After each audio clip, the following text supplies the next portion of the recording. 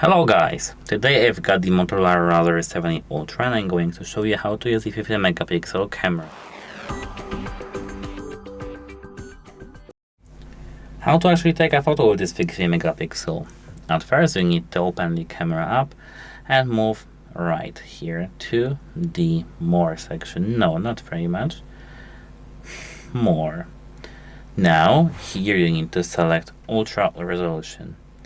Here, if you take a photo now, you can see that in the info section of the image, you can see the 50.3 megapixel camera. And as you can see, if you have your phone closed and open the camera, you can see that here we've got no modes. We've got here only one mode. One mode. Here we don't get this external mode like this. Extra modes. We've got only here this photo, photo, video, etc. I can't actually see or select the 50 megapixel quality, so that should be it. Goodbye.